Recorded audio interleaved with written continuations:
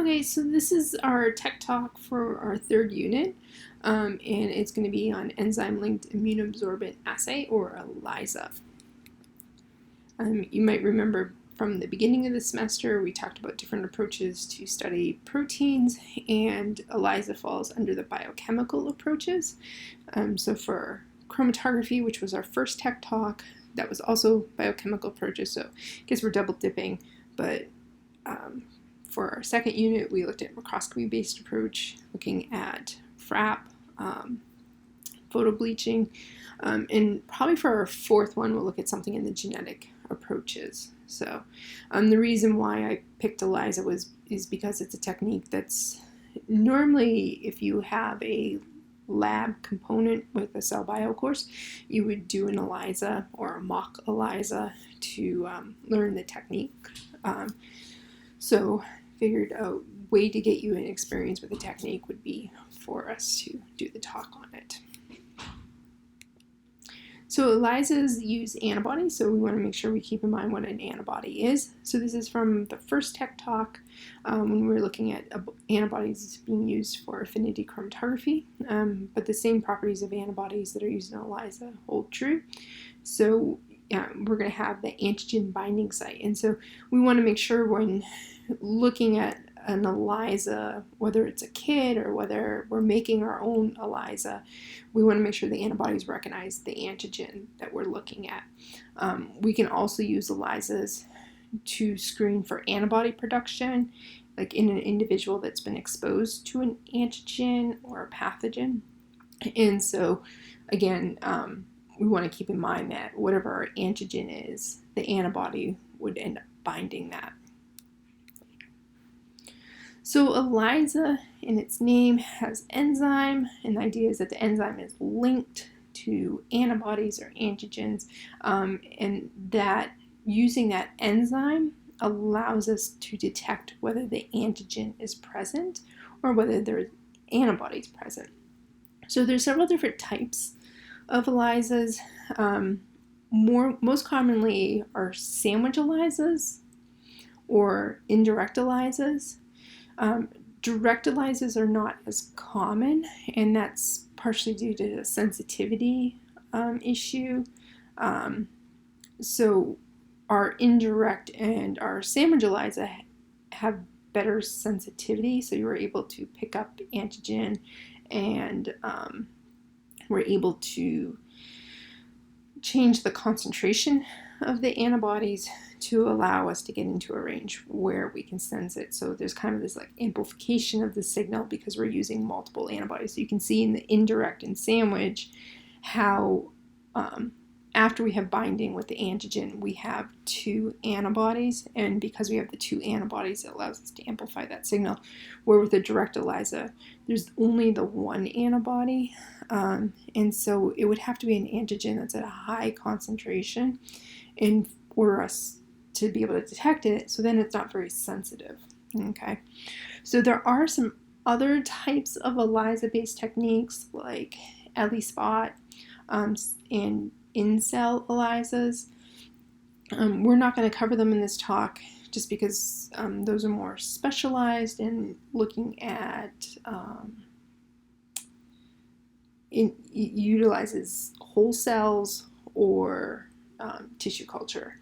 So again, we won't look at that, but just know that those are specialized types of ELISAs. So we're going to keep this to more of the common ELISAs. So from this point on, we'll be talking about indirect ELISAs and sandwich ELISAs.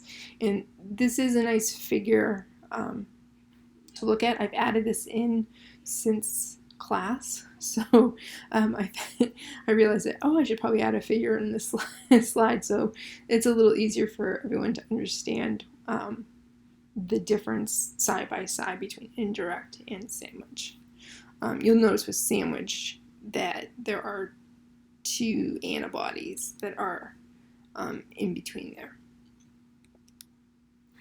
So with an indirect ELISA, a lot of times what we're looking at is trying to detect the presence or the concentration of antibodies. So AB is an abbreviation for antibodies in a sample. Okay, so in most cases what happens is that you would receive a plate that has antigen that is already coating the well, so that antigen would be an antigen of interest. Maybe it's an antigen that's present in a pathogen you're studying or a cell that you're studying, and what you're trying to detect is whether someone is producing antibodies or whether your mice are producing antibodies against that antigen. And so what you would do is then add the serum on. So after you've washed those wells to make sure all the antigen is actually coated and attached, so any excess is removed, you then add your serum in. So that's what we're seeing in that second image, second step of our ELISA here. Now we have the antibodies, so if the patient has antibodies, it would bind to the antigen. As long as those antibodies have an antigen binding site that recognizes the antigen, then we wash to make sure we remove any excess antibodies, and then we add in our detecting antibody or our secondary antibody, and so that we now have, now we can see how we have that antibody has an enzyme. That's what the E is meant to indicate. So that after those have been incubated and washed, we add our substrate that's going to react to the enzyme and create a product, and that product will have a color change, or in some cases that product will cause a fluorescence, and so we can then measure that to determine how much antibody was to begin with if we've done a standard curve. Okay.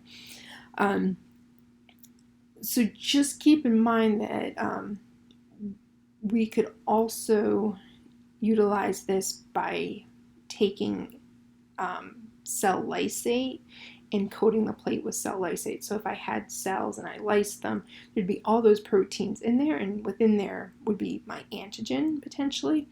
And so I could take that lysate and coat it, so then I could come back with a primary antibody that I've purchased from a company that recognizes, let's say, GRP78. And so if my cell lysates had GRP78, the antibody would be able to detect that. Okay. One of the reasons that indirect, one of the downsides of indirect, if you're trying to detect proteins in cell lysate, is that your coating might not be effective because there's so many other proteins. And so you might get like a false negative because there's not enough of the protein of interest in the lysate. Like there's not enough GRP78, but because there's all these other proteins, that's what binds to the well. And so generally looking at antigen, looking at proteins, indirect ELISA is not utilized. So again, generally indirect ELISA, it would be looking for antibodies, the presence of the antibodies, and then again, if you did if you standardize that, what is the concentration of the antibodies? So sandwich ELISA is what's usually used if you're trying to measure how much antigen you have. So AG is an abbreviation for antigen. So whether it's present and what the levels are. So in this case, you are, if you're buying a kit from a company, you are receiving that where the antibody is already coating the well, or if you were making your own ELISA, you would have a primary antibody or a capture antibody that would be coating the well, okay? And it would have antigen binding sites that would recognize your antigen. So you would then, after washing, you would then add your cell lysate or your supernatant. So if it's a protein that's being secreted into a mediate, add the supernatant, so that the antigen, your protein of interest, would be able to bind to that coating, that primary antibody. Okay. You'd wash to make sure you remove any excess proteins, and then you'd come in with your detecting or your secondary antibody that has an enzyme that's conjugated. So you can see that in the third step, how we have our enzyme. So now when we add our substrate, we would then get product. So just like we saw with the indirect ELISA, okay? But again, it creates a sandwich. The antigen is sandwiched between two antibodies, your capture or primary antibody, and your detecting or secondary antibody.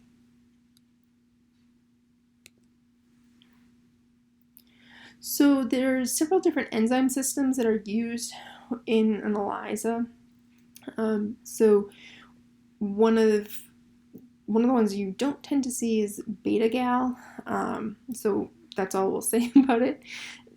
The next one that's not as common is alkaline phosphatase, so AP. The two that are more common is biotin and horseradish peroxidase. So with biotin, you do have to add a streptavidin antibody, so there's an additional step to it. But again, that amplifies the signal. So in biotin labeled antibodies can be used for other techniques. So a lot of times companies will make a biotin labeled antibody so that it can be used for immunofluorescence, Western blots, for ELISAs. So it's multi-purposed versus having to design, multiple antibodies, one for each different technique. So biotin is relatively common.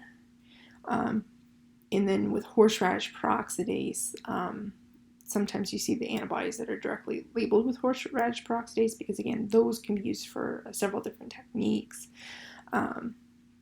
So the companies would be able to market them for different techniques. So those would be the two most common, biotin and the horseradish peroxidase.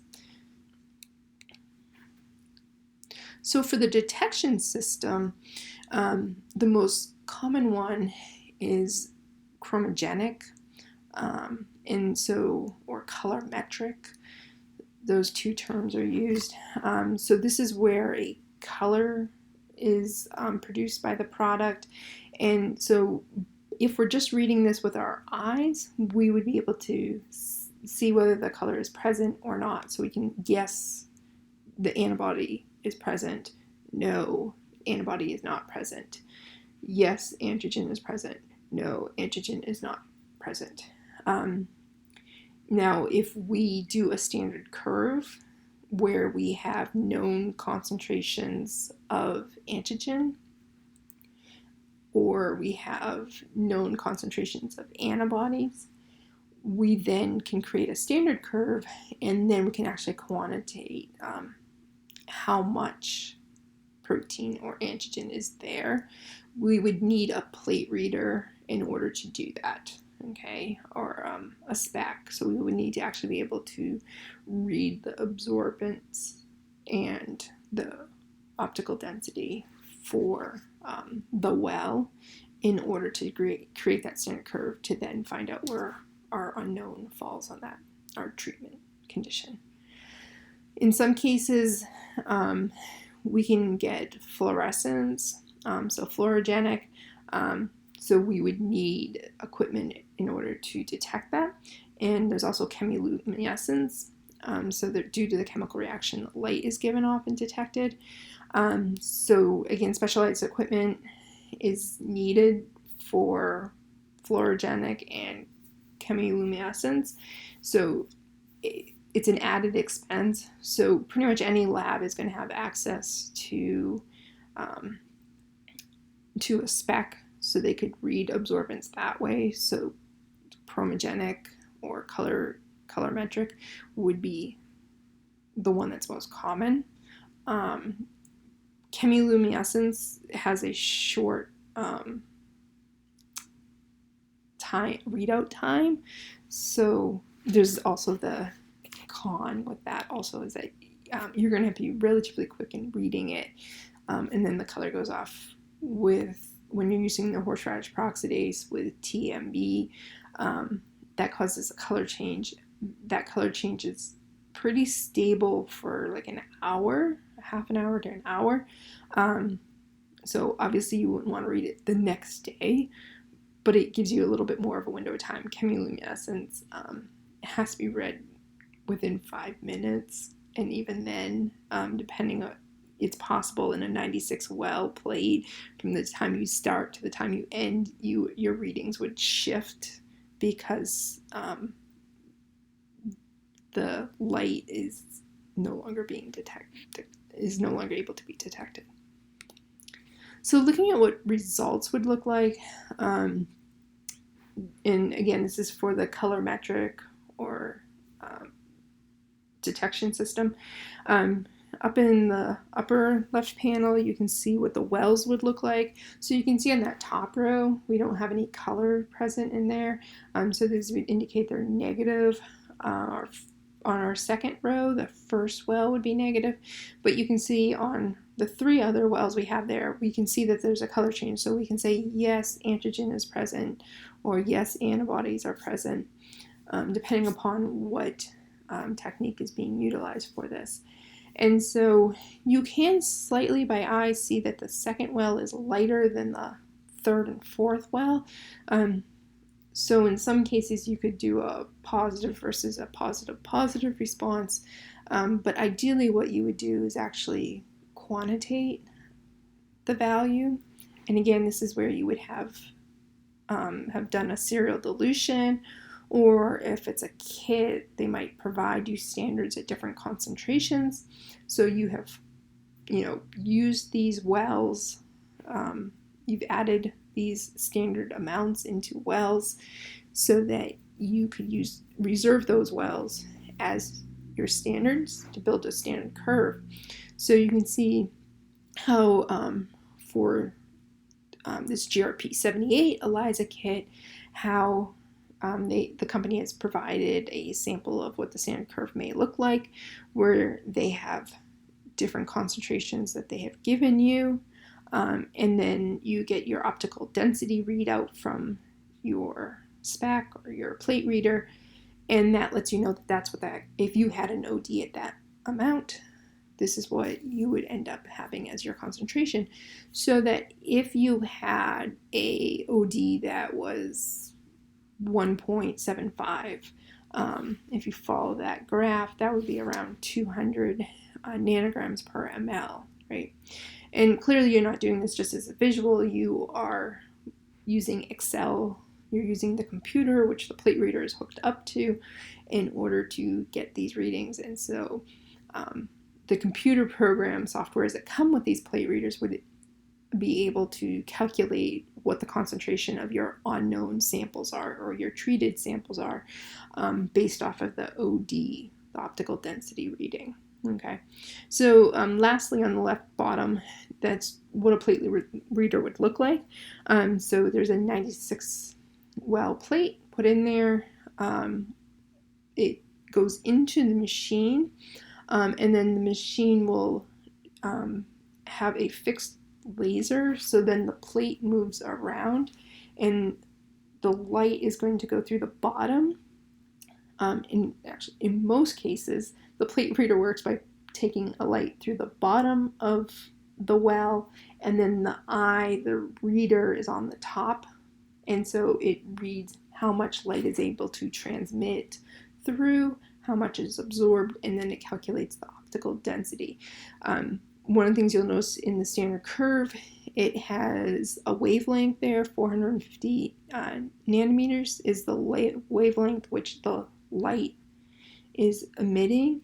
And so depending upon what substrate you're using and the product that's formed, they're going to have different wavelengths. So you have to make sure your plate reader has that correct wavelength.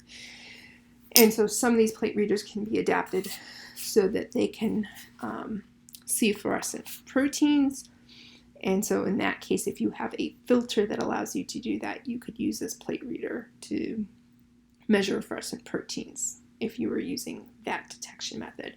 But again, most of these plate readers kind of by default come with filters that are able to read colorimetric, and it would be an added purchase for any additional detection systems on it. And again, the plate reader is going to be hooked up to a computer, so all this information goes to the computer through the software program. And then you, as the person running the computer, running the plate reader, takes that information, and you can tell the computer program ahead of time where your standards are, what the concentration of your standards are. So it can just build a standard curve right for you. You can identify which wells are unknowns. Like if you've run them in triplicates, these are all these unknowns, so it will actually calculate what the concentration is and what's the standard deviation. If you're doing different dilutions, so maybe you have a sample and you've done a straight, it's added fresh, no dilution, but then you've also done like a tenfold dilution, you can tell it that, and it will automatically then calculate based off of doing a tenfold dilution what the original concentration is. So software programs are very intelligent as long as the user knows how to input that information. And this one's biotech plate reader, but there are other companies that have plate readers, and each plate reader has different software, so there's always that learning how the software works. So to give you an example of a real-life application of an ELISA, there are many. So, if you've had an infection and gone to the doctor and they've taken a blood sample, sometimes direct testing for a pathogen is done, but other times antibody testing is done. So Lyme disease is not as common in Georgia, but in Massachusetts it is. And so for many of my students up in Massachusetts, they would know about antibody testing for Lyme disease. Current in the news is COVID. And so in this figure, what we're looking at from the American Society for Microbiology is antibody testing that's being done for COVID. And this is showing more of one of the fast tests that are done. There are a number of different companies that have antibody testing for COVID-19. And so each one's going to have a different nuance to it. And so I have provided the link for the FDA. So the FDA regulates medical tests. And so one of the things to keep in mind with COVID-19 antibody testing, they were fast-tracked. So they were given an emergency exemption. So they had to go through the same testing regulations that most antibody testings have, because it was really important to make sure that tests were available. So some of the nuances of the tests are not available, as far as some of them don't tell you exactly what antigen is being used, what antibodies are being detected, and that's stuff that hopefully eventually will get identified, but currently it is not. So with an antibody testing, what's going to happen is that you're going to obtain a specimen, so a blood sample, and depending upon the test, this could be anything from a finger prick or a blood draw. So the blood would end up, again, sometimes the blood is directly going to be incubated with the test, and other times you would actually spin the blood and get the serum, and the serum would be applied. So some methods are utilizing, like the lab-based methods are utilizing more the traditional ELISA method, but the fast test that might be done in an office or results are given within 30 minutes, they're going to use what's outlined in this figure. And so in the second piece, you can see how we have this membrane, and on the membrane we have the different reagents that we would add in a well for an ELISA. Okay, so you can see how the patient sample that potentially has COVID-2 antibodies would be added to the left of this membrane. That serum, that sample has liquid in it, whether it's just the blood being added or the blood being diluted into like a buffer. And so this membrane's dry, and so when you add liquid to it, it has a capillary effect. So you end up getting a capillary flow from where you've added the sample to the opposite end. So it's kind of similar if you had a paper towel and you put a drop of water on one side, it starts to expand and move away. And so this capillary flow is utilized to take the antibodies that potentially are present in the specimen and move it through those reagents. So the first reagent it's going to come to is the antigen. Okay, so SARS-CoV-2 is the antigen in this test. Again, a lot of the tests are looking at COVID-2 antigen because it is unique to COVID-19. But again, that's not necessarily the case for all of the tests. And so it's important to know where your test is coming from. Those antigens are bound to beads. So again, the capillary flow is then going to move those antibodies that are going to be bound to the antigen towards the opposite end. So then it's going to come in contact with antibodies that recognize the antigen. And then it will eventually hit a detector antibody. And that detector antibody, if we have the antigen, if we have antibody from the patient present, will cause a color change. Okay, and that color change then can be read by the lab personnel. Okay, and so whether that's the nurse or whether that's someone in the lab, because the sample's been sent to a lab, they would indicate there's a color change. So in like in-house tests, like for strep throat or for Lyme's disease, these sometimes are called SNAP tests.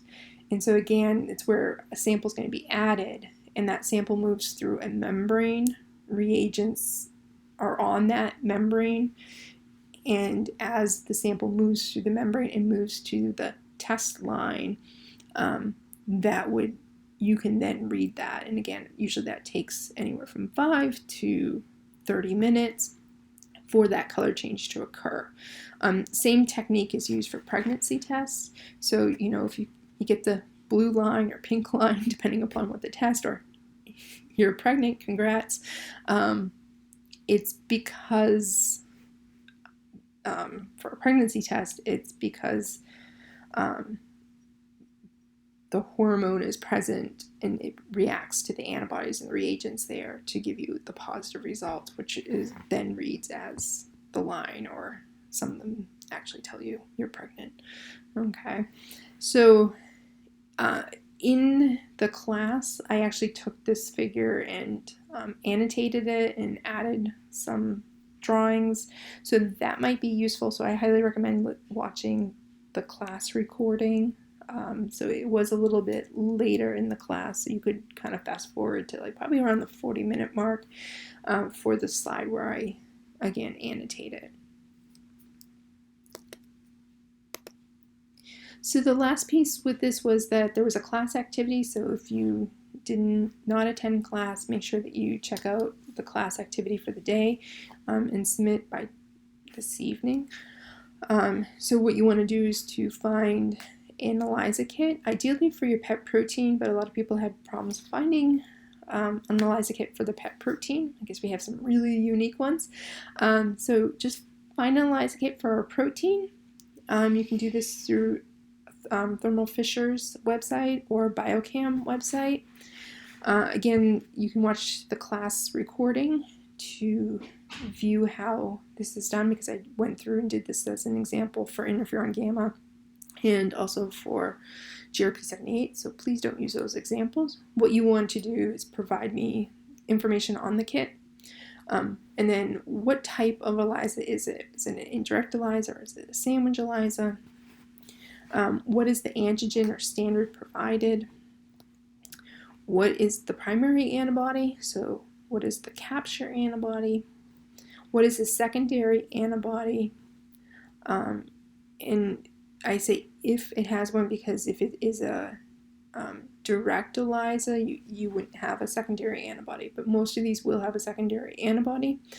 You're looking for something that's conjugated, and because companies are selling these kits and they don't want other companies to replicate their kits, sometimes they don't give you a lot of information. So again, you're looking for your protein of interest with conjugated. So is it conjugated to biotin? Is it conjugated to horseradish peroxidase? And so then what's the detection system? Is it colorimetric, fluorescent, or chemiluminescence? Again, most of them are going to be colorimetric, just because that's kind of the standard, because that would mean that most labs would be able to utilize that kit.